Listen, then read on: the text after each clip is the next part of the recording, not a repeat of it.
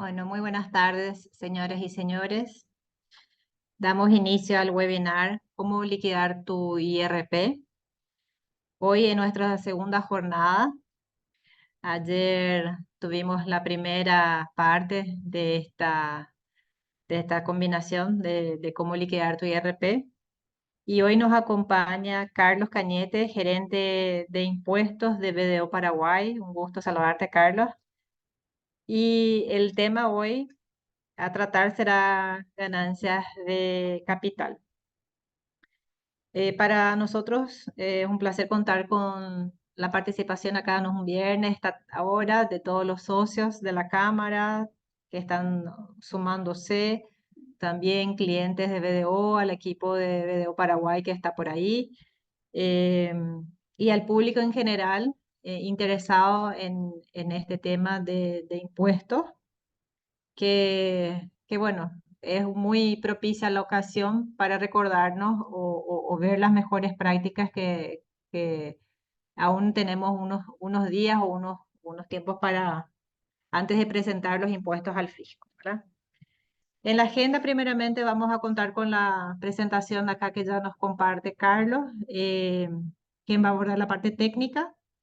Y luego de la presentación vamos abriendo el chat con el equipo de BDO también para preguntas y respuestas.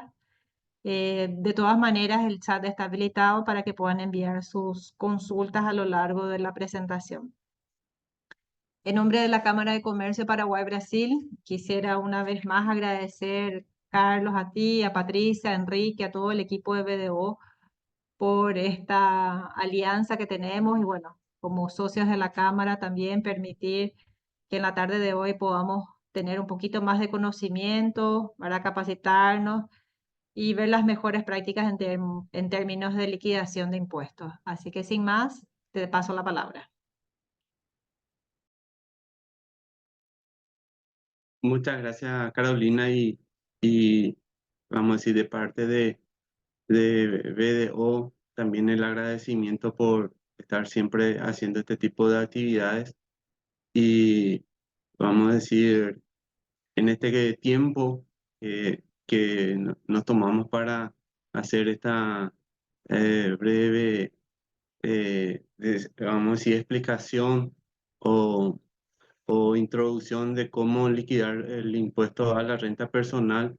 eh, en principio queremos llegar en todos los puntos, ¿verdad? Que a nosotros eh, nos parece de suma importancia al momento de hacer el cumplimiento de la obligación. Eh, Sin embargo, ¿verdad? Quiero nomás destacar que este tiempo em, podría ser breve. Entonces, lo que trataré es de desarrollar aquellos puntos considerados de alguna manera eh, habituales en las consultas, y también vamos a decir aquellos que generan una suerte de duda o confusión a la hora de aplicar el impuesto, ¿verdad? Y por supuesto, así como lo estabas diciendo, hay cierto tiempo, o sea, tenemos hasta marzo para hacer las liquidaciones y bueno, con eso entonces hoy que pueda servir a todos los presentes para poder hacer, vamos a decir, una liquidación apropiada y definir aquello que se podría plantear como una suerte de duda. Eh, Recordemos que en la jornada de ayer se estuvo tocando eh, los aspectos relacionados a lo que es la renta eh, de los servicios personales. Ahí vamos a decir, tenemos que destacar de que el impuesto a la renta personal a partir del año 2020 se divide de alguna manera en dos tipos de renta, ¿verdad? La renta que proviene de servicios personales y la renta que proviene del capital, ¿verdad? O de la actividad que no involucra, ¿verdad?, la prestación de servicio personal de parte de una persona física, ¿verdad? Entonces, hoy lo que desarrollamos es la parte de renta y ganancia de capital. Em, claro que tiene en algunos puntos conexiones uno con otro, pero en general el impuesto se tiene que entender como dos tipos de renta y cuyo tratamiento están, vamos a decir, bastante diferenciados, ¿verdad? Que eso significa, ¿verdad? Que los costos o los gastos que en renta de servicio personal se pueda asumir, no necesariamente eh, en renta de capital tiene ese mismo enfoque, ¿verdad? Entonces, esa parte es muy importante tenerlo presente porque si para la gran mayoría de los contribuyentes el impuesto a la renta personal es un impuesto eh, al ahorro, en el caso de la renta de capital es mucho más aún. En algunos casos es mucho más agresivo y eso es importante destacar para que al momento de interpretar o entender, ¿verdad? Por qué en renta de capital estoy pagando un impuesto que probablemente en la realidad económica no sea una ganancia, pero a efectos de la normativa, esto así se lo considera, ¿verdad? Esto lo quiero dar así como una introducción porque es normal que se genere este tipo de dudas o de consultas con relación al cálculo en sí, ¿verdad? Entonces, dicho esto, haríamos, vamos a decir, un repaso en términos generales lo que habla eh, la renta de capital. Bueno, para entender lo que son las rentas de capital, así como lo había comentado, se puede tener una separación bastante clara cuando hablamos de todas aquellas ganancias que una persona física eh, que, que lo realiza, ¿verdad? Y que proviene de alguna manera de una actividad que no involucra la prestación de un servicio. Eso básicamente haciendo, vamos a decir, como una suerte de sentido contrario de lo que es la renta de servicio personal. Es decir, todo aquel ingreso o todo aquel aumento patrimonial que una persona obtenga y que no necesariamente se genere por la prestación de un servicio, es o debe ser analizado dentro de este capítulo de la ley que, como bien lo estaba diciendo, es de renta de capital. Entonces, haciendo, vamos a decir, una lista de qué podría ser la renta, prácticamente todo lo venimos conociendo, ¿verdad? Entonces, no lo voy a detallar o leerlo así en extenso, pero sí a efectos de darle, vamos a decir, una interpretación o un entendimiento a cada línea, ¿verdad? Está, vamos a decir, incluido en este capítulo lo que son los dividendos dividendo a utilidades excedentes de los socios. Y es importante entender que van a decir, ah, pero los dividendos se tributa al IVA. Sí, exactamente.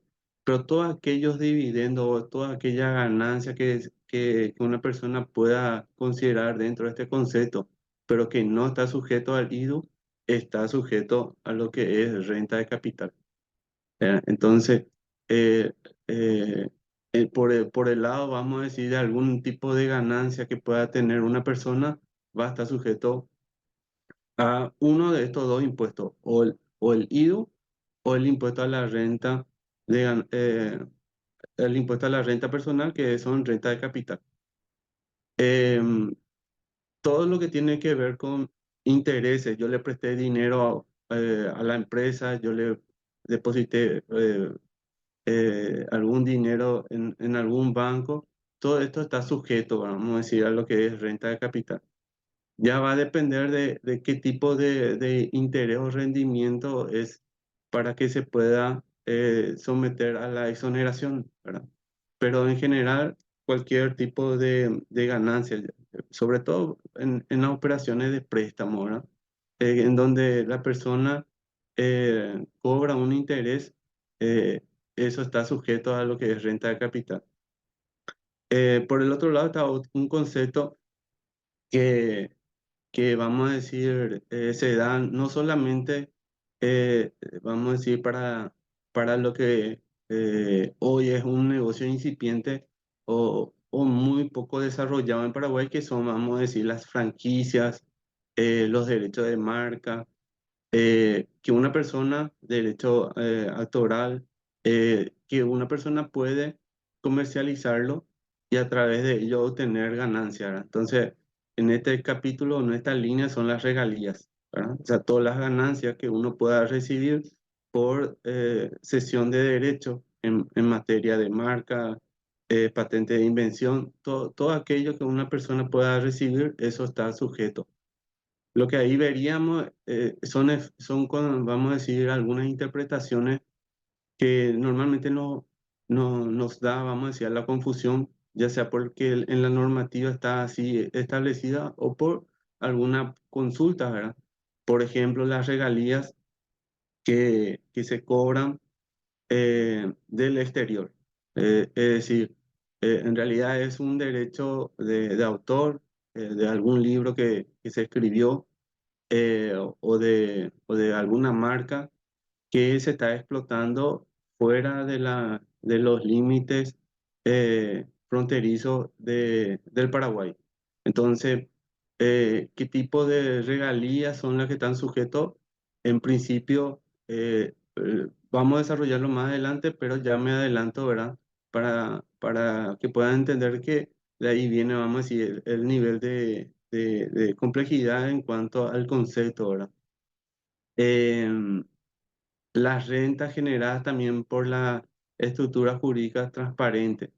Esto es importante entender que la estructura jurídica transparente son sujetos de, de- del IRE, están, vamos a decir, bajo la obligación de inscribirse, pero ellos no tributan renta en este caso, ¿verdad? O sea, todos los ingresos que podría generar una estructura jurídica transparente no lo tributaría, pero sí los beneficiarios son los contribuyentes. Entonces, en este caso, si la persona física es beneficiario de esta estructura jurídica transparente, entonces sí lo estaría tributando. Ejemplo, que se tenga un fideicomiso y el fideicomiso, vamos a decir, genera algún tipo de renta, de rendimiento.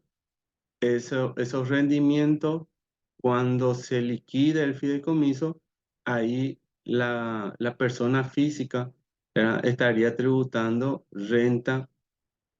eh, renta de capital, ¿verdad? Si fuera una persona física. Ahora, esto ya un poco más, vamos a decir de manera extensa, si fuera una persona jurídica, tributaría el IRE, ¿verdad? Entonces, dependiendo, vamos a decir, en este caso, de tipo de persona, estamos hablando que las rentas generadas por la estructura jurídica transparente están sujetos, vamos a decir, al, al impuesto a la renta personal.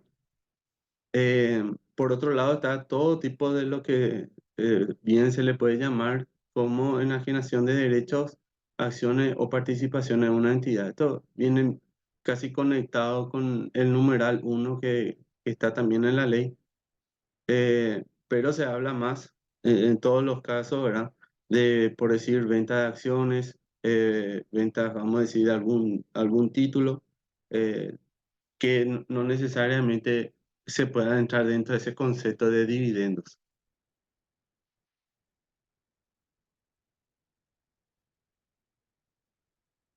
Algo que es muy común, ¿verdad?, que siempre se analiza es la venta de los inmuebles, ¿verdad? Eh, entonces, la venta de inmuebles que pertenece a una persona física eh, está sujeto, vamos a decir, a renta personal. Destacamos que un inmueble que está sujeto o que es parte del activo de una empresa unipersonal no está sujeto a renta personal, sino está sujeto al IRE, ¿verdad? Entonces, esto es muy importante, vamos a decir, hacer la distinción, ¿verdad? O sea, no toda venta de inmueble está sujeto al IRP, ¿verdad? Eh, entonces, las rentas que se generan por la venta o la cesión de inmuebles que pertenece a una persona física, ¿verdad? Es lo que está sujeto, ¿verdad? Em, y nada, después seguimos otra vez con cualquier tipo de bienes, enajenación de bienes, sobre todo los bienes muebles en este punto número 7, cualquier tipo de premio, rifa que uno obtenga, eh, cualquier tipo de ganancia que pueda uno tener, en este caso, algún regalo, obsequio que uno posea, o que reciba. Esto es un poco exagerado, ¿verdad? Pero normalmente, y si vamos a irnos a lo que es la norma en estricta, eh, vamos a decir, en estricta literalidad, cualquier regalo que nosotros recibamos en nuestro cumpleaños está sujeto, ¿verdad? De ahí vamos a ver si, de acuerdo al monto, si se debe o no tributar, ¿verdad? Pero sí está alcanzado en este ejemplo, ¿verdad? Porque todo, cualquier tipo de obsequio, regalo que uno perciba es considerado, vamos a decir, como un incremento patrimonial, un incremento en el patrimonio de la persona física y por ende sujeto, vamos a decir, a este impuesto. Em, También si una persona es accionista, era accionista eh, de una sociedad, ya sea socio o accionista, eh, si se hace el rescate de ese capital, ¿verdad? O se hace una disolución de la sociedad, se tendría que evaluar el, la renta que se pueda generar, ¿verdad? En esa operación. Y más adelante vamos a estar desarrollando esta parte, ¿verdad? Y este es un punto que me gustaría, vamos a decir, consultarle a todos, vamos a decir, los presentes, ¿verdad? Las rentas o las ganancias que provienen de alguna actividad ilícita, ¿está o no sujeto al impuesto a la renta? Eso es una pregunta, ¿verdad? Si quieren ir haciendo un comentario ahí en el chat, genial, sería fantástico, ¿verdad? O sea, la pregunta es bastante, vamos a decir, eh, eh, eh, bastante discutida, vamos a decir, en términos legales, ¿verdad? Y dándole el ejemplo, eh, puede ser el caso, vamos a decir, de funcionarios públicos que reciben coima, puede ser actividades de lavado de activos, cualquier tipo de, de, de ingreso o de ganancia que una persona física tiene, o sea, que está por encima o que está fuera de lo que es el salario, ¿verdad? Y que no está declarado, pero que en algún momento, qué sé yo, está registrado a nombre de la persona o que está de alguna manera en la cuenta bancaria y que esto significa, según el numeral 11 todo incremento patrimonial no justificado. Es decir, no se justificó, hay una diferencia entre los ingresos, ¿verdad? O el patrimonio que la persona declaró en algún momento y lo que a la fecha se detectó, ¿verdad? Como un incremento patrimonial que no está justificado. Entonces, supongamos que ese patrimonio o ese incremento es proveniente de alguna actividad ilícita. Entonces, ahí la pregunta es, ¿está o no el fisco, hoy conocido como la DENIT, eh, con la atribución para poder exigir el cobro de impuesto a la renta personal por ese incremento patrimonial? Esa es la pregunta. Más adelante voy a dar mi posición, ¿verdad? Pero es interesante. Carlos, tenemos algunos comentarios, si te puedo ir para poder ir Sí, interactuando un poquito también. Nos dicen, sí, adelante. yo creo que objetos de actividades criminosas no son tributables. Un comentario. El segundo comentario dice, bueno, sería muy tonto de una persona declarar ese incremento no justificado. Ok. Este es un caso y muy, muy importante, es, digámosle, estos casos muy comentados a nivel de medios de comunicación, ¿verdad?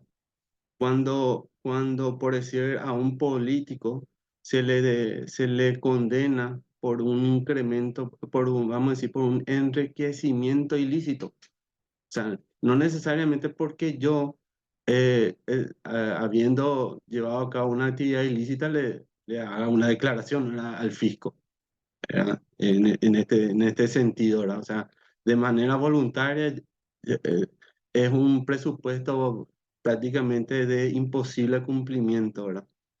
Pero la realidad es que si el fisco, o sea, la pregunta es si el fisco va a poder cobrar el impuesto teniendo en cuenta este numeral cuando se haya, la fiscalía, ¿verdad?, haya probado que la persona tuvo un incremento patrimonial y sobre él no tributó, ¿verdad? Eh, eh, y esto básicamente es una cuestión que se tiene antecedente, vamos a decir, en Europa, donde el régimen tributario hace de alguna manera una suerte de posibilidad de obtener eso. Es decir, eh, que vamos a decir que el fisco, al detectar un incremento patrimonial del contribuyente y ese incremento no está justificado, y entiéndase no justificado, que pueda decir que ese ingreso es exento, ¿verdad?, o no está alcanzado por el impuesto que se analiza, entonces en otros países lo están considerando, ¿verdad? O sea, más allá de considerar el origen, vamos a decir, teniendo en cuenta que es una actividad ilícita, ¿verdad? Pero como yo comparto también la idea de que una persona que está generando un ingreso que no proviene de una actividad lícita tampoco se va a animar a estar declarando, ¿verdad? Pero es bastante interesante porque es como decirles que hoy en día con la ley de prevención de lavado de activos, las informaciones con los órganos de control se cruzan y necesariamente si tanto, vamos a decir, esos bienes registrables, ¿verdad? O el dinero se haya ingresado en el sistema financiero, eso está, vamos a decir, ya expuesto, vamos a decir, a considerar este presupuesto.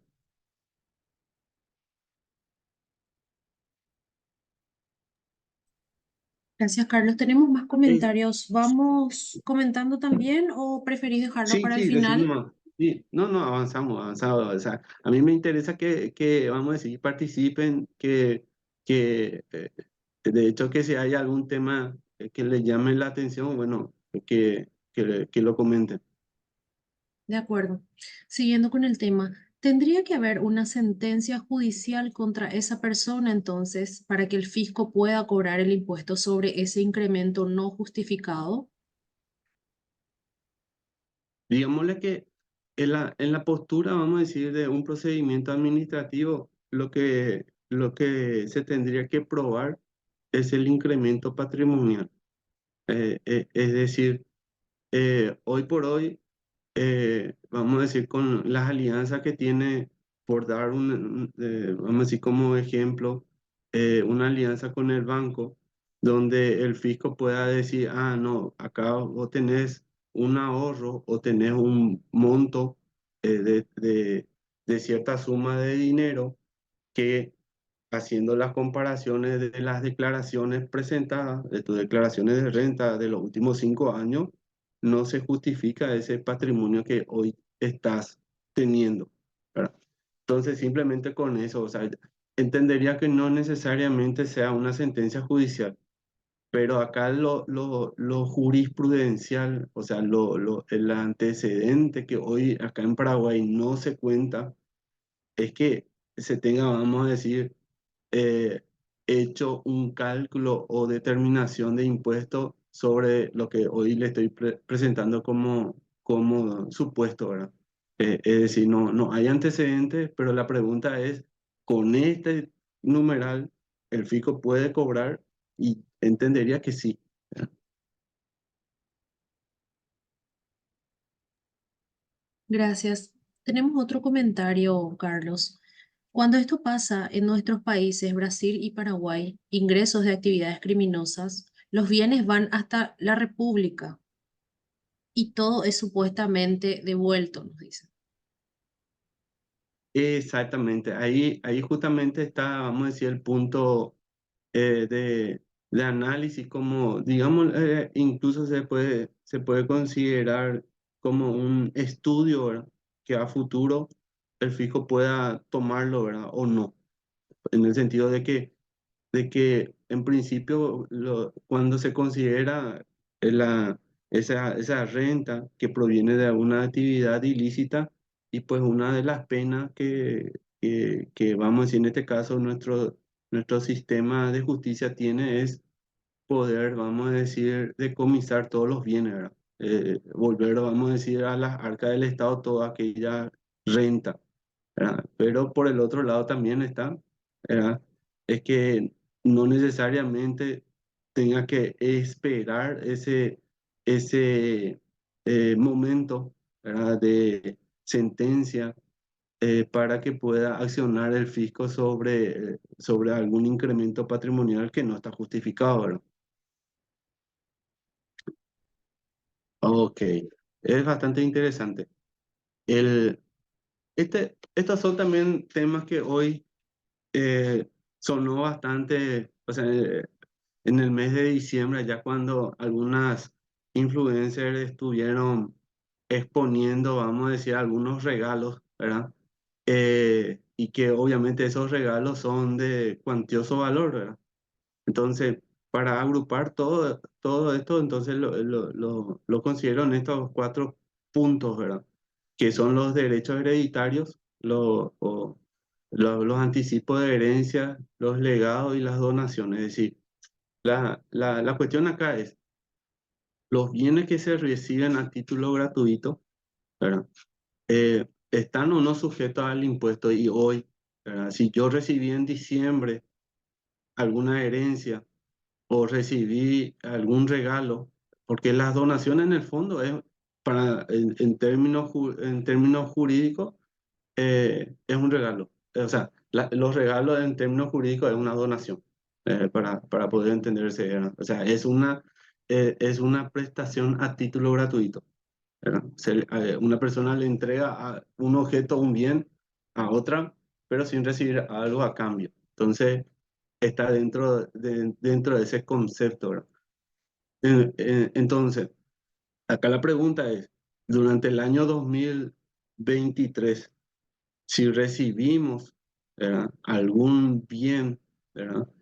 Ya sea mueble, inmueble, un bien fungible, ¿verdad? Efectivo, dinero, eh, eso está sujeto o no al impuesto a la renta que tengo que declarar ahora en el mes de marzo, ¿verdad? Ese es vamos a decir, el planteamiento, ¿verdad? Entonces, de esto hay que desprender, así como, como está en la normativa, ¿verdad? Lo que hay que considerar es lo siguiente, ¿verdad? Que eh, en principio esos bienes, ¿verdad? Están sujetos. ¿Y por qué se habla de que están sujetos, ¿verdad? Porque en la normativa anterior, es decir, en el IRP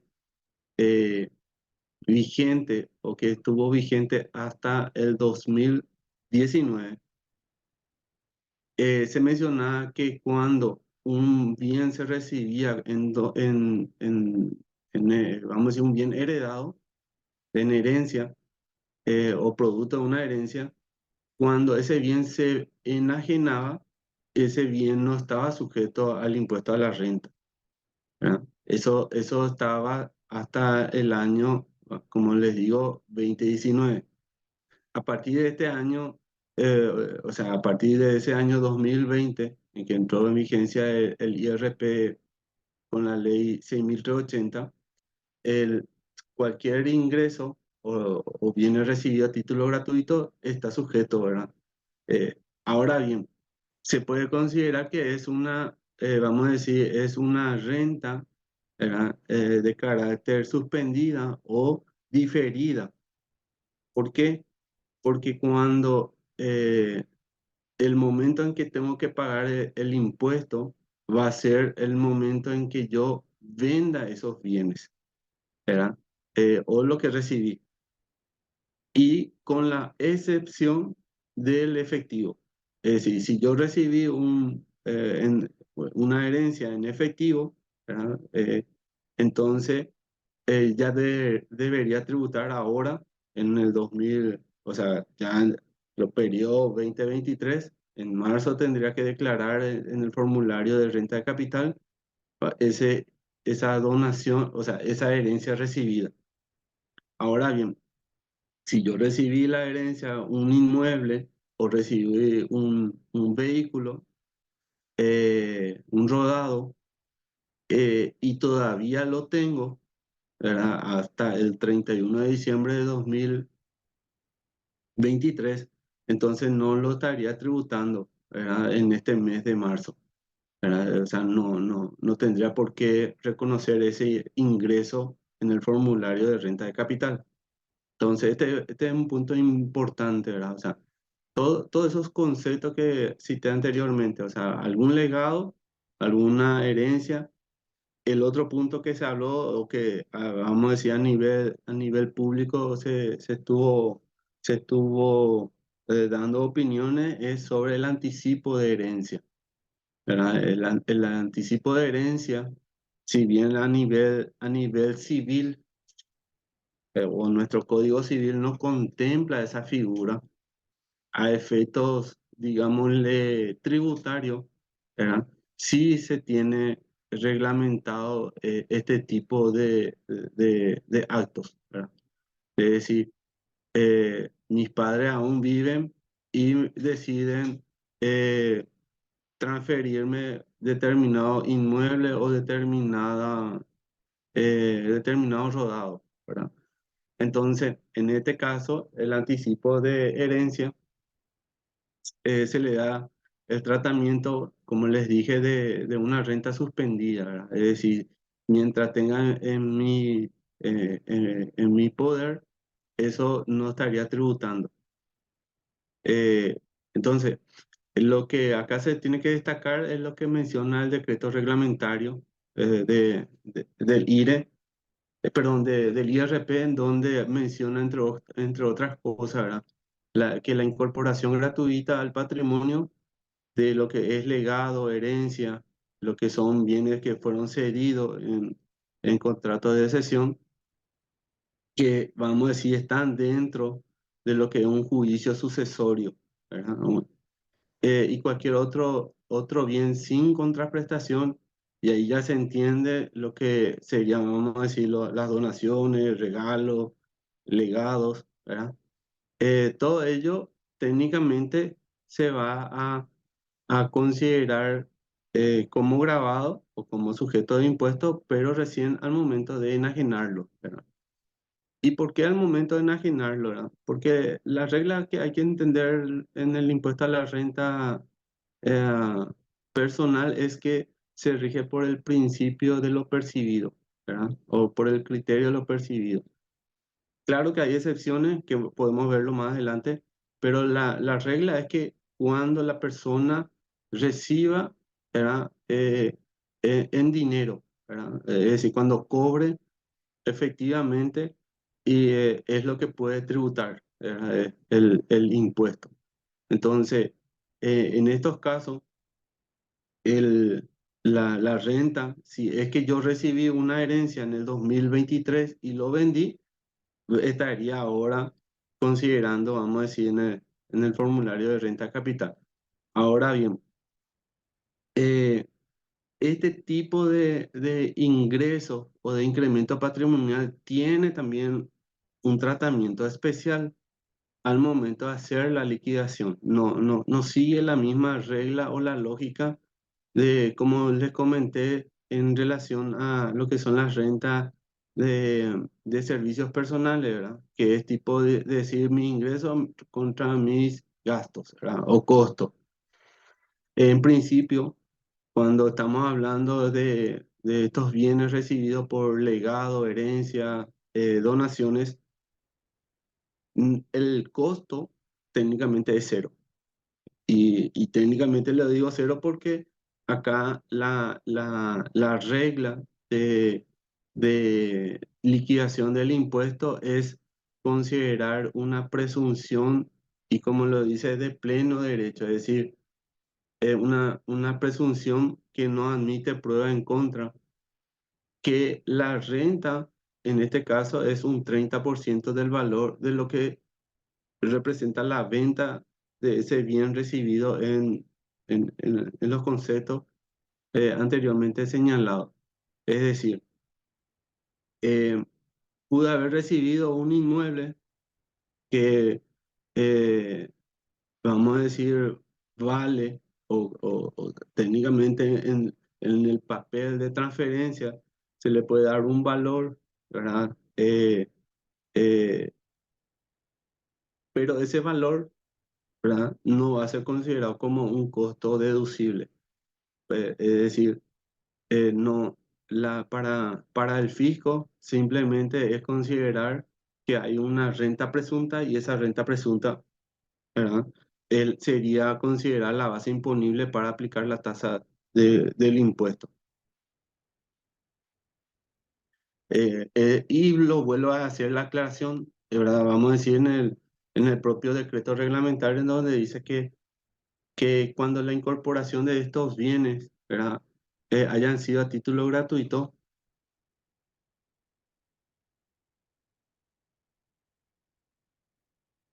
la deducción de su costo no será admisible, ¿verdad? Entonces, esta es una regla muy específica, ¿verdad? ¿Por qué? Porque yo pude haber recibido vamos a decir, ese inmueble en el año 2022 o mismo ahora, ¿verdad? Pude haber recibido en el 2023 y vender ahora en enero de 2024 el inmueble, ¿verdad? Pero ¿qué ocurre, verdad? Eh, yo al momento de querer liquidar el impuesto, ¿verdad? No voy a poder usar esa regla de tomarlo el menor entre la renta presunta y la renta real, que sería el ingreso menos el costo, ¿verdad? O el valor del inmueble. Entonces, esta parte es importante entender porque es una regla que es especial, ¿verdad?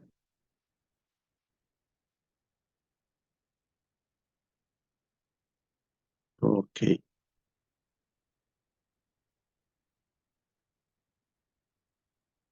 Em, en general, es importante ver que, como les digo, la ley habla de siempre una renta presunta y siempre habla también de una renta real, ¿verdad? No necesariamente en estos términos que les comento, pero sí habla de, por ejemplo, que en la enajenación de bienes inmuebles, muebles, acciones, la cuota de capital, la base para el cálculo del impuesto siempre va a ser una renta presunta que se considera 30% del valor de la venta o la diferencia entre el precio de venta y el precio de compra, ¿verdad? Y en algunos casos se le puede también restar los gastos, ¿verdad? Que se incurrieron para la venta. Otro tipo de renta eh, que está dentro de este capítulo del impuesto está el arrendamiento de inmuebles. Eh, Esto fue y sigue siendo algo que, que amerita, vamos a decir, dar la aclaración. Cuando una persona física tiene inmuebles que está alquilando o arrendando a otras personas, es indistinto que ese inmueble sea para actividad comercial o actividad de vivienda. Tampoco no importa la cantidad de esos, vamos a decir, de esos arrendamientos, es decir, cuántos inmuebles posee. Es decir, cuando la persona posee inmuebles y no está de alguna manera organizada como una empresa, y se habla que no está organizada como una empresa cuando no tiene la estructura, ¿verdad?, organizativa, ¿verdad? Es decir, puede tener, no sé, 5 o 6 inmuebles, pero vamos a decir, no está contratando o no tiene funcionarios, se maneja, vamos a decir, de una manera eh, que tipo anota nomás en algún cuaderno, no tiene, vamos a decir, una planificación o algún tipo de actividades que está haciendo como un inversionista organizado lo pudiera hacer, ¿verdad? Entonces, todo tipo de arrendamiento, eh, y hablo de que puede ser un inmueble rural o puede ser un inmueble urbano, eh, todo eso está sujeto a lo que es renta de capital, insisto, cuando pertenece a una persona física, ¿verdad? Y no es considerada esta persona física dentro del concepto de empresa unipersonal. Entonces, ¿cómo liquidaría esta persona? Y toma el total de las cuotas del alquiler, el total de esto, de lo que cobró.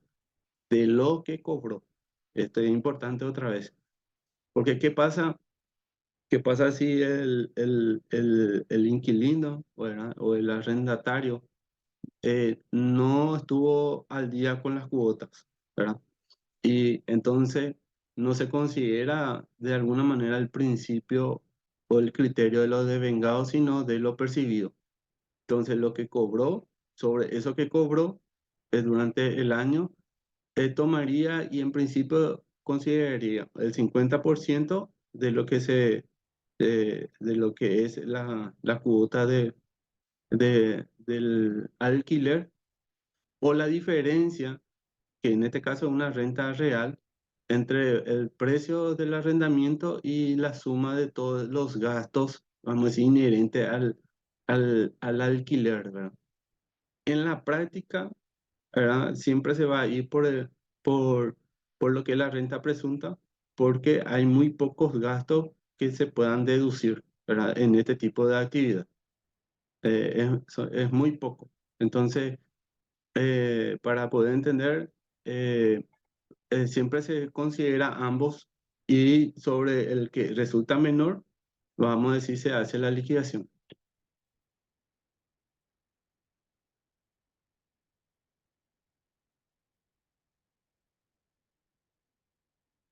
Bueno, lo que es, vamos a decir, la parte de regalías, ya algo me estaba anticipando, ¿verdad?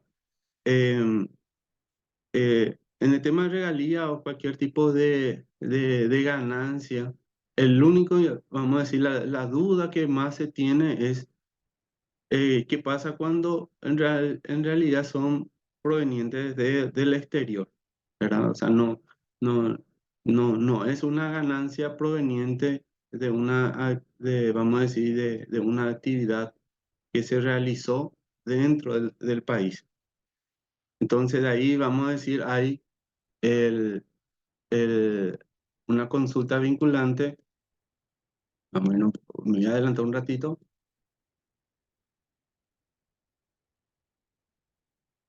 Por ejemplo, ¿verdad?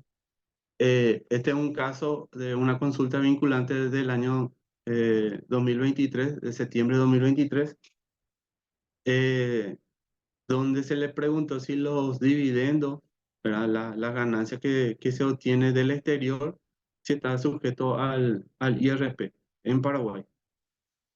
En este sentido, vamos a decir, el análisis de este caso se basó en lo que se puede entender, y esta parte es muy importante, de que eh, muchas veces hablamos del principio de territorialidad, ¿verdad? El principio de la fuente, ¿verdad?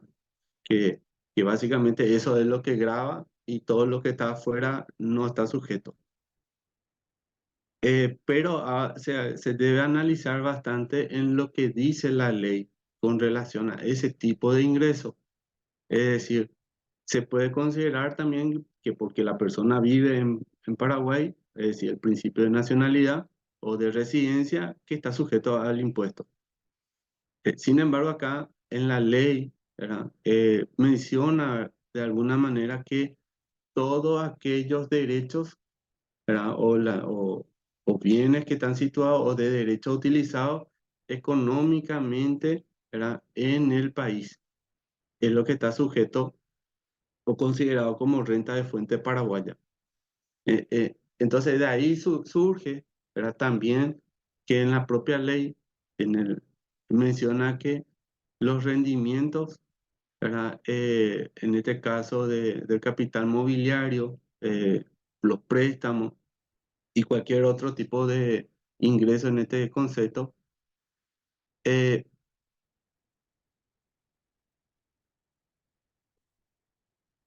va a estar sujeto, vamos a decir, a la imposición local, ¿verdad?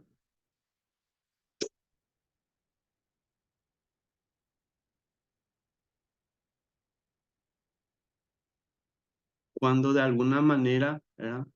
Eh, se realice eso en el país, ¿verdad? Entonces, si esos ingresos, ¿verdad? Provienen del exterior, todos esos ingresos no estarían sujetos. De ahí la pregunta es, ¿eso tengo que declarar en el formulario de renta de capital ahora en marzo? Y la respuesta es no. Es decir, lo que se declara en el formulario 516 es aquellos ingresos sobre el cual estarías tributando el impuesto, ¿verdad? Entonces, si tenés un ingreso que en este ejemplo está exonerado, o sea, no alcanzado, porque no cumple con todos los presupuestos de la obligación impositiva, entonces no se declara, ¿verdad? Entonces, la conclusión que hizo el fisco, ¿verdad? Sobre la base del análisis que estaba desarrollando es que los dividendos provenientes del exterior no se encuentran alcanzados por los impuestos nacionales, ¿verdad? Y se lo considera como, vamos a decir, el, que renta de fuente extranjera. Eso también lo podemos aplicar para lo que es las regalías, por ejemplo, ¿verdad?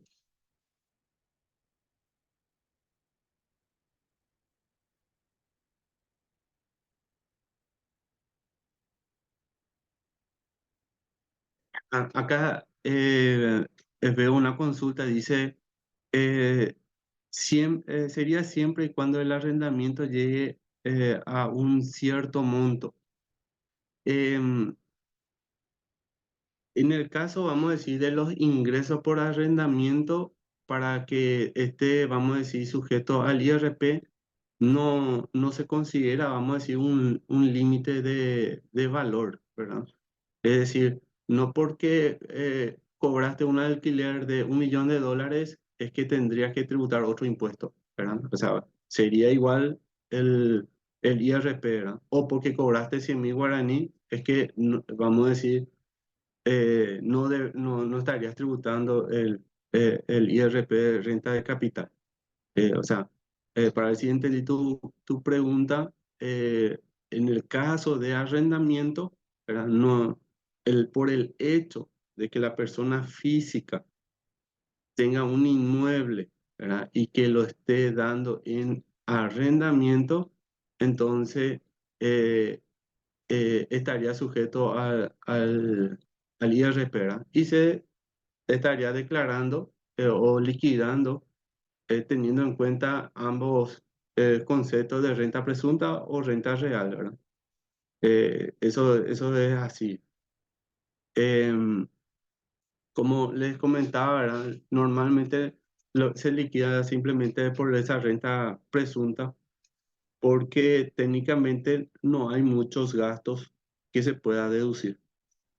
Por decir nomás, si se hace una ampliación, porque, qué sé yo, se tienen unos departamentos, pero se amplió más, eh, esos gastos o inversión por remodelación o ampliación en sí no sería parte del gasto del periodo, ¿verdad? Eso se consideraría como una inversión. Ahora bien, si es simplemente un mantenimiento, porque se mandaron a hacer, vamos a decir, ciertos arreglos, ¿verdad? Llamarle vos que sea por una cuestión de la cuestión eléctrica o una cuestión de, de pintura, colocación de piso, eso podría entrar dentro de esa categoría de mantenimiento, ¿verdad? Pero desde el punto de vista de hacerlo como una, vamos a decir, ampliación o remodelación en sí, no entra dentro del concepto de mantenimiento, ¿verdad? Entonces, está muy restringido los gastos que puedan ser eh, considerados dentro de la deducibilidad. O sea, habla de gastos de mantenimiento, de gestión o de administración y el impuesto inmobiliario, ¿verdad? Eh, entonces, como les comento en este caso así, y ya lo que había dado como introducción, ¿verdad? Este impuesto es bastante, vamos a decir, eh, fuerte al momento de hacer el cálculo, ¿verdad? Por más que, qué sé yo, tuviste que gastar para desalojar a un inquilino, ¿verdad? Y bueno, probablemente podía considerarse, ¿verdad? Dentro del gasto de gestión y administración, ¿verdad? Pero ahí, vamos a decir, muy cerrado, ¿verdad? El, son los gastos, ¿verdad? En general, qué sé yo, se tiene un inmueble, no tiene muralla y esa muralla se mandó a construir, no, eso no formaría parte dentro de esos gastos, ¿verdad? Vamos a decir, y así sucesivamente. Carlos, tenemos más consultas relacionadas. Te voy Sí, sí. comentando. Si la persona que arrienda una casa aquí es extranjera, no se encuentra en el país, no tendrá gastos. Igual debe entrar al IRP.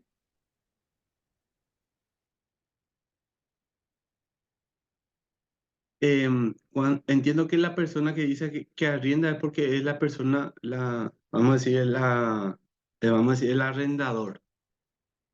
¿Ya? Ahí entendería, o sea, porque una cosa es si la persona, un extranjero, vamos a decir, toma en alquiler un inmueble. Voy a responder sobre la base de que la persona que tiene un inmueble es la persona extranjera y que está dando en arrendamiento. Eh, Esa persona eh, técnicamente eh, va a estar declarando, vamos a decir, el IRP de acuerdo a su condición, ¿verdad? Porque si tiene, vamos a decir, el estatus de residente, una residencia temporal, por más que no esté en el país, entonces tendría la obligación de inscribirse, ¿verdad? Ahora, si esa persona no vive en, vamos a decir, acá en Paraguay, no tiene el estatus de residente, entonces ahí se tendría que declarar el impuesto vía retención, es decir, la persona que lo está, vamos a decir, alquilando. De ahí viene otra cuestión, ¿verdad? Que si la persona que alquila no es contribuyente y si ahí se perdería, vamos a decir, la forma de ingresar el impuesto, ¿verdad? Pero técnicamente la herramienta que se tiene es que una persona contribuyente que le está pagando a un no residente, pues debe, vamos a decir, actuar como agente de retención, ¿verdad? Pero vuelvo a decir, si la persona que en este caso es el arrendatario, ¿verdad? O el inquilino no es contribuyente de impuestos, entonces va a ser muy difícil que se pueda ver la forma de declararlo. Otra consulta relacionada también, Carlos.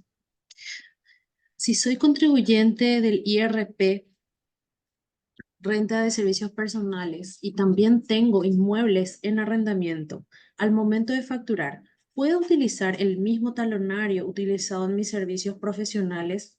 ¿Cómo afecta en el formulario 120 esto? Ok. Em, en principio vamos a decir, el, el alquiler, el arrendamiento de inmueble también está alcanzado por el IVA, ¿verdad? Va a depender si el alquiler que le está dando es a una persona, o sea, es para vivienda o es para uso comercial. Porque va a depender, y, o sea, va a estar sujeto si es a tasa 5 o 10%, ¿verdad? Pero en principio, una persona física que está arrendando, ¿verdad?, un inmueble, eh, sí también está sujeto al IVA, ¿verdad? Ahora, la pregunta es que se puede usar el mismo talonario y lo recomendable es tener otro punto de expedición, ¿verdad? Habilitarlo, vamos a decir, como otro punto de expedición. Esto es más que nada para efectos, vamos a decir, de control. Pero a efectos, vamos a decir, tributarios, no hay ningún inconveniente eh, en tanto que esa factura, ¿verdad?, esté también habilitada dentro de esa actividad económica de arrendamiento. Eso, entonces, eh, se puede hacer en el mismo talonario, pero de alguna manera eso surge, o sea, tiende a ser un poco más desprolijo, ¿verdad? Pero desde el punto de vista eh, normativo o de o alguna obligación, en tanto ese timbrado esté habilitado para esa actividad, entonces sí, se puede usar ambos, o sea, se puede usar el mismo talonario para ambos tipos de ingresos. Gracias por las respuestas, Carlos. Bueno, para seguir avanzando, yo como les digo, este tema a mí en particular me apasiona, siempre trato de darlo en el mayor detalle y probablemente me quede corto, ¿verdad? Vamos a decir con la exposición, pero en tanto esto que estoy dando o transmitiendo le es de mucha utilidad para todos los presentes, eso, con eso vamos a decir, estamos alcanzando el objetivo, vamos a decir, de este webinar.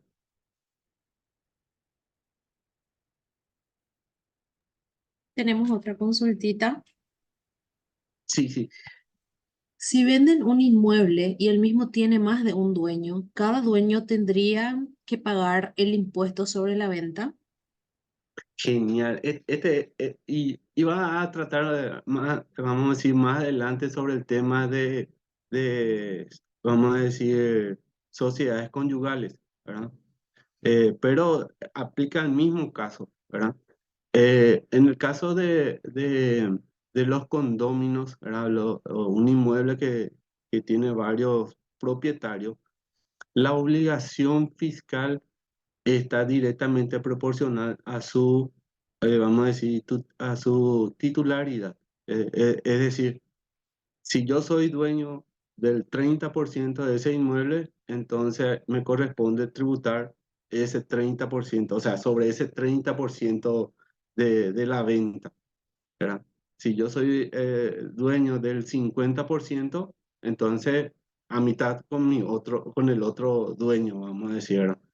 Es decir, eh, en la escritura, para tenerlo bien presente, ¿verdad? En el título del inmueble, ¿verdad?, aparece quiénes son los dueños, ¿verdad? Eh, Entonces, lo que va a hacer la escribana, porque en este caso en particular, la escribana o el escribano va a hacer la retención del impuesto ahora y va a emitir el comprobante de retención en proporción a la participación de los dueños. Es decir, como les comenté, si yo soy dueño del 50%, a mí me va a retener, me va a sacar mi comprobante de retención por el equivalente al 50% del valor de la venta, ¿verdad? Ahora, si soy del 10%, entonces sobre ese, en relación proporcional. Ahora, ¿qué pasa que si algún dueño no es contribuyente, ¿verdad? De algún impuesto, ¿verdad? La normativa en principio dice que la forma de documentar esto es mediante, vamos a decir, la expedición de un comprobante de venta, ¿verdad?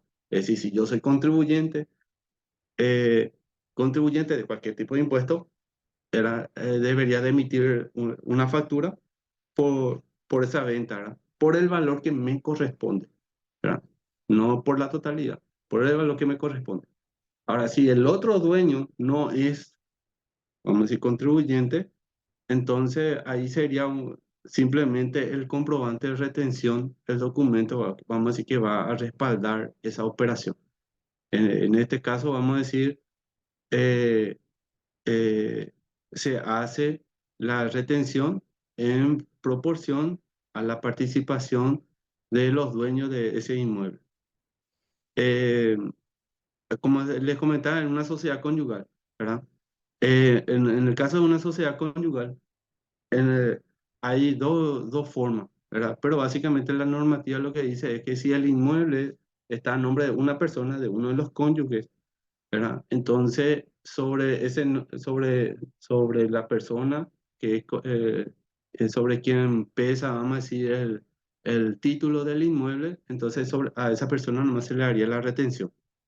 O sea, en otra palabra, en una sociedad conyugal, que vamos a decir, se divide en 50-50 los bienes vamos a decir, la comunidad de gananciales, entonces prácticamente lo que haría la escribana es ver si el título está a nombre vamos a decir, del esposo o de la esposa.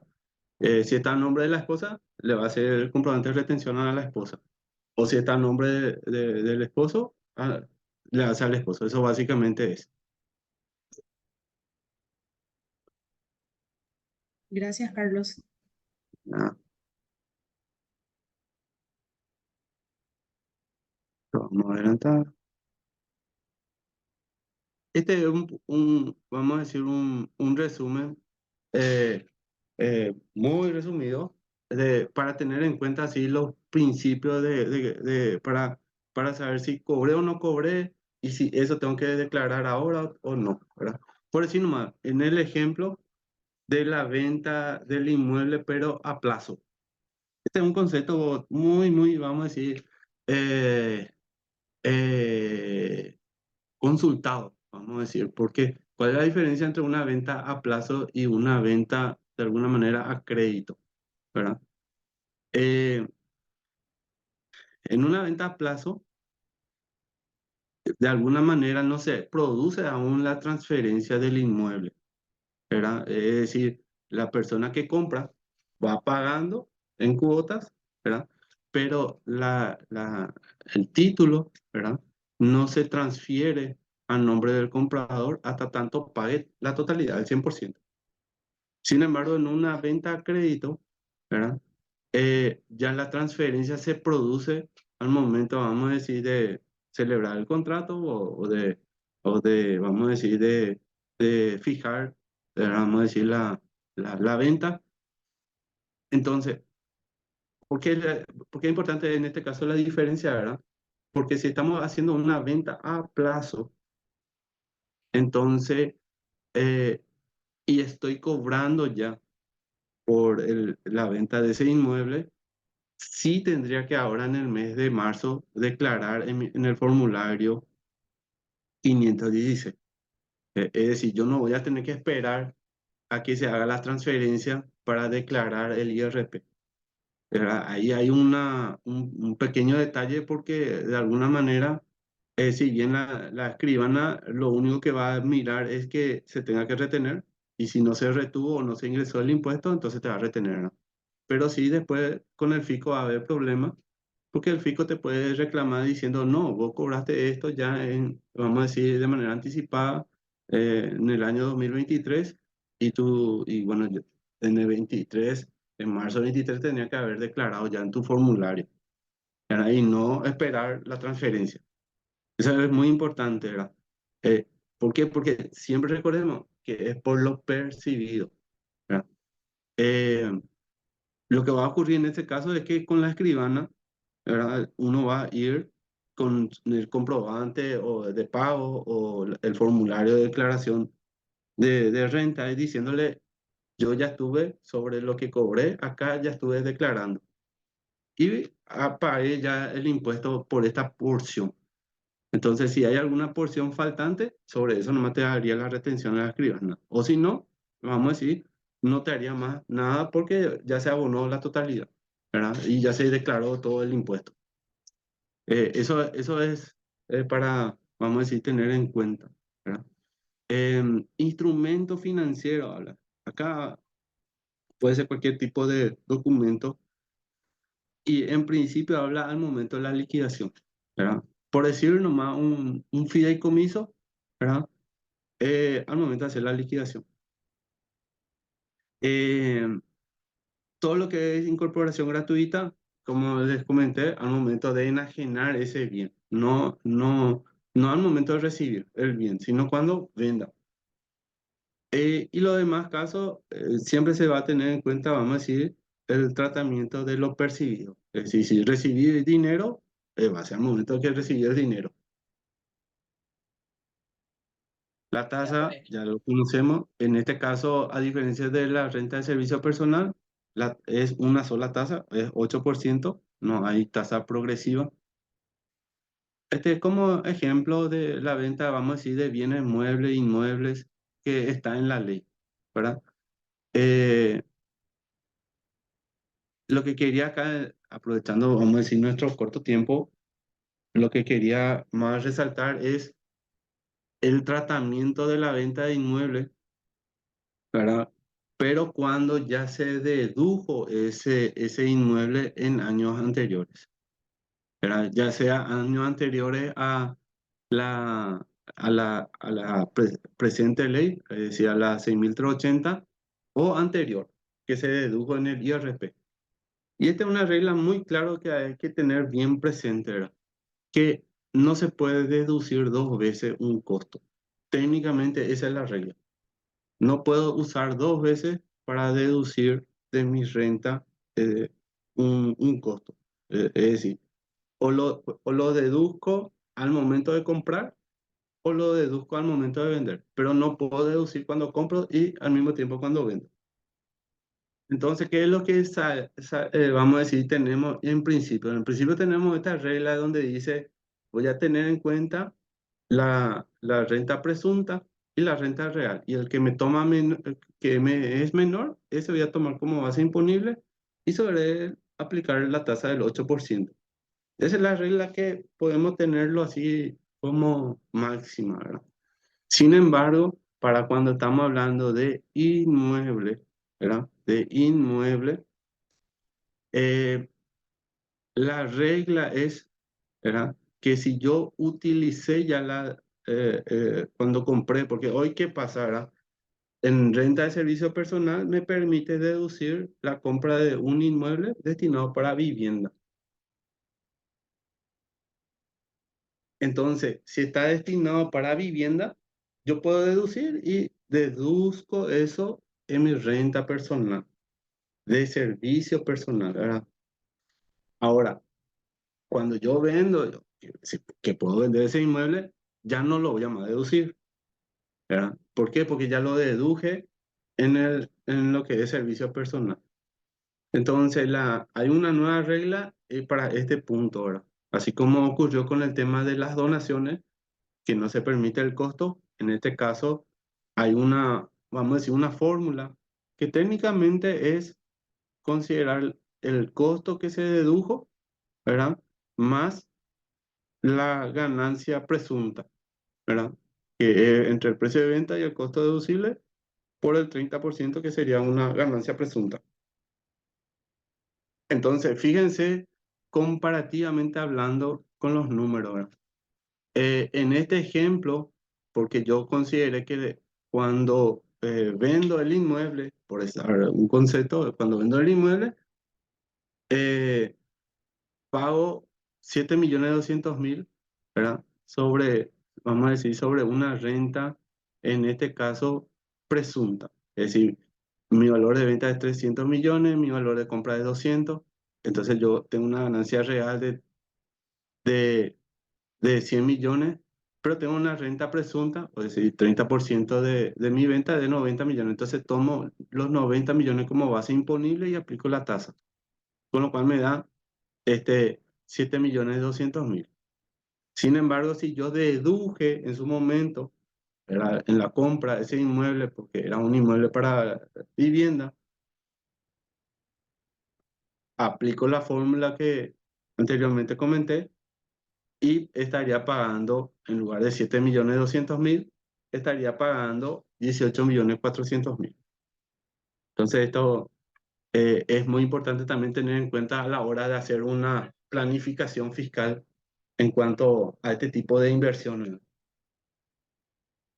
Creo que hay algunas consultas o Tenemos unas comentarios. preguntas. Sí, tenemos una pregunta relacionada justamente a la compra o venta de inmueble. Te paso el primero. En el caso de que una persona posea la obligación de renta de ganancia de capital por venta de vehículo y vende su inmueble, la escribana no haría la retención, ¿o sí?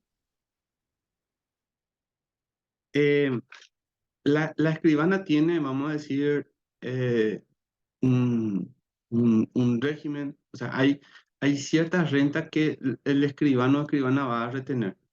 En el caso de la venta de un inmueble, sí va a retener, ¿verdad? O sea, va a tener que, es decir, hay una obligación de parte de registros públicos de que para que pueda hacerse una inscripción, ¿verdad? De un inmueble por transferencia, tiene que tener el comprobante de retención. Y normalmente eso lo hace la escribana.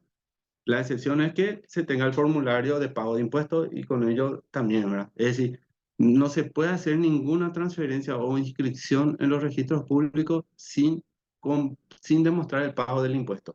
Sin embargo, en el caso de bienes rodados, los vehículos, esa condición no se cumple, es decir, esa obligación.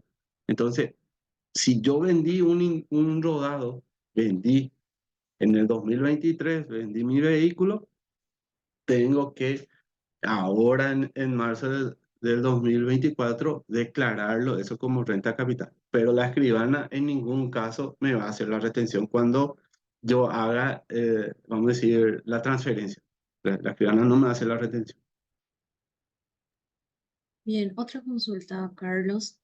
El comprador de un inmueble a plazo, que será para vivienda, ¿puede utilizar esas cuotas para deducir en su IRP de renta de servicios personales? Sí, lo va a deducir. Ahí es donde está, voy a irme un poco eh, eh,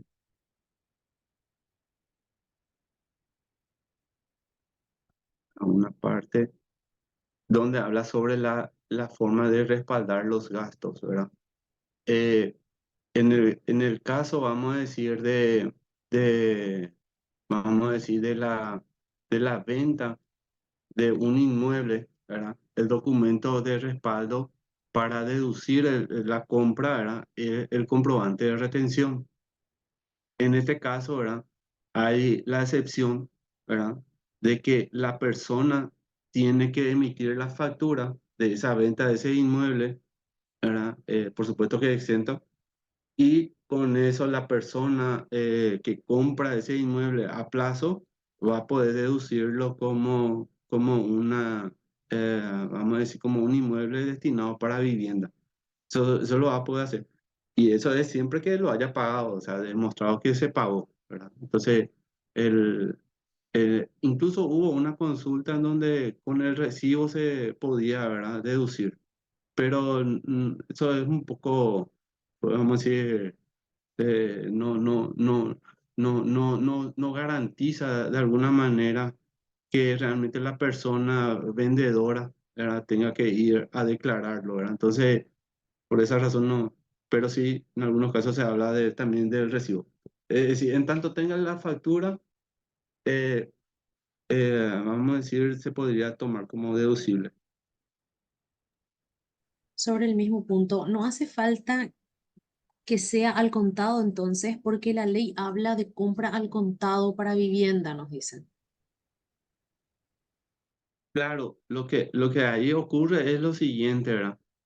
Eh, la compra que vos podés hacer a crédito, es decir, que no estés pagando todavía, no. Entonces, sobre eso no podés, vamos a decir, usar como deducible.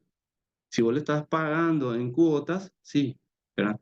Y por lógica razón, una compra de inmueble que lo haces en cuotas, pues no es al contado, es a crédito, ¿verdad?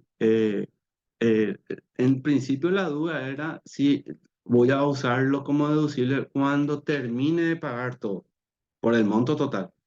Y lo que hay es, vamos a decir, un antecedente de que eso se puede ir declarando o tomándolo como deducible en la medida que uno lo va pagando, ¿verdad? Teniendo la documentación como les comenté. Yo, sobre ese punto, podemos nomás tener tus datos, ¿verdad?, de la persona y le podemos pasar el antecedente, ¿verdad? O sea, para tener ese respaldo. Gracias, Carlos. Otra consulta. Tengo una duda sobre la venta del inmueble. Si la escribanía ya te retuvo, entiendo que ya no tenés que pagar el IRP de ganancias de capital. ¿Es así? Totalmente, así mismo es. Es decir, la regla es, ¿verdad? La regla es que la escribana es la obligada a hacer la retención, ¿verdad? En este sentido, porque o si no, no se va a poder hacer la inscripción o la transferencia. El título de propiedad del inmueble no va a poder pasar a nombre del comprador. Eso no se va a poder hacer si la escribana no hace la retención. Ahora, lo que ocurre normalmente es que de alguna manera eh, uno puede ir pagando de a poco y no formaliza vamos a decir, la transferencia. A veces lo hace por escritura, o sea, contrato privado, y entonces no está formalizado en sí, ¿verdad? Entonces, si yo, contribuyente de IRP, estoy teniendo estos ingresos, ¿verdad?, por esa venta del inmueble, yo lo documento, ¿verdad? Entonces voy a tributar ya en el momento en que compro, o sea, perdón, en que estoy cobrando, ¿verdad? En el momento que estoy cobrando. ¿Por qué eso, verdad? Porque técnicamente es el momento del nacimiento de la obligación, ¿verdad? Ahora, eh, como le decía, uno puede decir, bueno, si total la escribana me va a retener, voy a esperar nomás que me retenga. El problema es simplemente que el fisco puede hacer ese reclamo, ¿verdad? Porque el nacimiento de la obligación ya se produjo antes, ¿verdad? Entonces, en ese momento, y yo hablo de antes de tiempos, de periodos de años, ¿verdad? Porque supongamos más que ahora yo en enero vendí, ¿verdad? Y recién, qué sé yo, en diciembre voy a hacer la transferencia. Y bueno, y voy a esperar nomás en diciembre que vamos a decir, la escribana me retenga. O sea, no, yo no tengo por qué ahora ingresar el impuesto, ¿verdad? Pero en ese sentido, como les digo, Gracias. Otra consulta, Carlos. En el caso de que un contribuyente recibe un pago por su vehículo siniestrado de parte del seguro, se inscribe al contribuyente en renta de capital y si vuelve a comprar otro vehículo, ¿puede deducir en este impuesto este nuevo vehículo que compra? acá tenía un desarrollo, una consulta que el fisco respondió, ¿verdad? Y es como le estaba diciendo, esto va fuera de toda regla, ¿verdad? Respondiéndote, sobre el siniestro que uno cobra, la persona tiene que inscribirse como renta de capital. Es decir, va a cobrar vamos a decir, ese importe, la compañía de seguro luego te va a pedir comprobante. Y ahí es donde uno va a empezar a decir, no, pero yo no soy contribuyente. Acá el problema es que te vas a ir con el fisco y el fisco te va a decir, sí, vos tenés renta de capital, tenés que inscribirte y tenés que emitir factura por ese cobro de ese siniestro. Ahora, así como ahora, llega marzo, hay que declarar. ¿Cómo se declara eso? Según el fisco, se tiene que tomar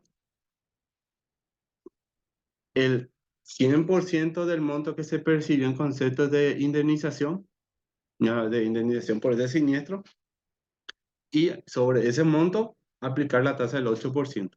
Y eso se va a declarar en tu formulario 516. A la siguiente pregunta, si yo compro de esa indemnización otro vehículo, sí voy a poder deducir, pero voy a poder deducir eso de mi renta personal, como un autovehículo, no, no en mi renta de capital. Entonces, como son dos impuestos separados, y te cuento que sí o sí vas a pagar el impuesto en renta de capital y probablemente en renta personal no, porque vas a tomarlo de esa compra de ese autovehículo como, vamos a decir, deducible, ¿verdad? Pero en tu renta personal. Mira, acá como estoy diciendo, nuestro punto a vencer es el tiempo, ¿verdad? Está muy limitado. Eh, yo de alguna manera me sentí, como digo, es muy complicado un webinar, pero con las preguntas y el desarrollo me sentí muy, vamos a decir, muy eh, abierto y pude desarrollar al menos en lo que quería comentar, ¿verdad? Eh, Voy a ver si hay otro tema en este tiempo. Podemos ver una última Acá, consultita, si te parece. acá comenta que la persona no posee renta personal. Perfecto. Acá, ¿cuál es el tema? Eh, en el caso de renta de capital, ¿verdad? La, la obligación, el nacimiento de la obligación, y voy a ir un poquito más acá. No, el nacimiento de la obligación, ¿cuándo se produce, ¿verdad? Cuando la persona, ¿verdad? Obtiene esa renta, ¿verdad? En este caso, como es de un siniestro, no hay un límite de monto. O sea, no. Si yo vendí, qué sé yo, la mesa, el escritorio de mi casa o alguna heladera, aire acondicionado, eso yo tengo que sumar y si no supera 20 millones, entonces yo no tengo por qué inscribirme. Pero en otro tipo de conceptos, sí me inscribo a partir de obtener ese ingreso, ¿verdad? Yo puedo ser contribuyente de renta capital y no de renta de servicio personal. Eso queda, es para tener en cuenta. O sea, yo puedo ser una persona contribuyente de renta capital, presentar el formulario 516, pero no necesariamente el formulario 515.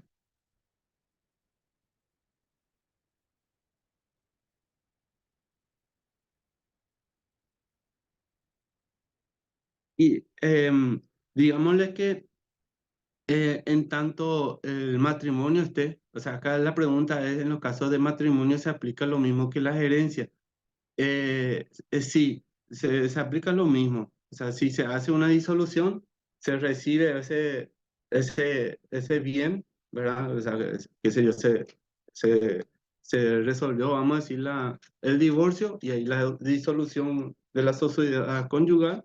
Entonces, ese bien que pertenece el 50% a uno de los cónyuges, va a recibirlo, pero no va a tributar renta, va a tributar el día que venda, ¿verdad? Eso ahí queda. Y nada, esta es la inscripción y la, vamos a decir, la clausura, ¿verdad? O sea, el cese de la obligación se da, y esto es muy importante. Si yo en el año 2023 tenía la obligación del IRP y hasta diciembre yo no generé ningún ingreso de renta de capital. Yo tenía realmente hasta 30 días hábiles, algo así como hasta la 15, o sea, en realidad tengo tiempo todavía.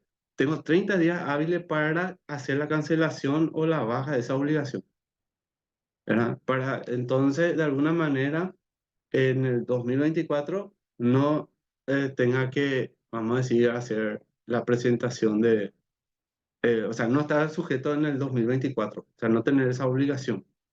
Es diferente en el caso de renta de servicios personales, ¿verdad? Que hay que esperar los 2 últimos años y recién para dar de baja. En este caso, si en el año 2023 no generé ningún ingreso de renta de capital, yo tengo 30 días ahora, en estos primeros meses del año 24, para dar de baja esa obligación.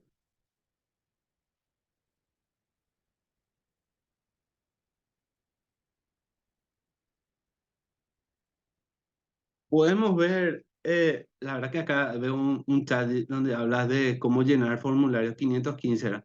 Podemos ver algún material, o sea, yo acá no tengo, no preparé, no presenté nada, pero sí podemos ver para lo que sería, vamos a decir, el arrastre de las pérdidas. Mira, llegó la hora, realmente yo, como le digo, estoy con toda la ganas de poder seguir con esto, pero hay que respetar el tiempo, ¿verdad? En honor, vamos a decir, a todos los presentes también. Me gustaría en algún momento, si también esto se podría extender, desarrollarlo también en otra jornada, pero así como le digo, eh, traté de abarcar los puntos más importantes, ¿verdad? Y que son consultas del día a día, que nosotros en la oficina estamos también recibiendo y nada. Entonces, de mi parte, el agradecimiento por estar, vamos a decir, atentos en esta hora y media. Y nada, muchísimas gracias. Carolina, si quieres hacer algún comentario adicional antes de hacer el cierre. Bueno, Carlos, muchas gracias. No soy Carolina, pero te agradezco igual por tu tiempo, por tu valiosa presentación para todos. Creo que todos estuvimos muy enganchados con esto. Aprendimos y aclaramos las dudas que teníamos. Así que gracias nuevamente por tu tiempo. Muchas gracias a todos los participantes. También queremos comentarles que las grabaciones de las clases vamos a estar levantando al canal de YouTube y les vamos a estar compartiendo en un correo sobre los datos justamente que nos estuvieron dejando en las inscripciones. Así que, sin más, muchas gracias a todos, que pasen un excelente fin de semana y nos vamos a estar encontrando en otro evento similar. Gracias. Gracias a todos. Hasta luego. Chao, chao.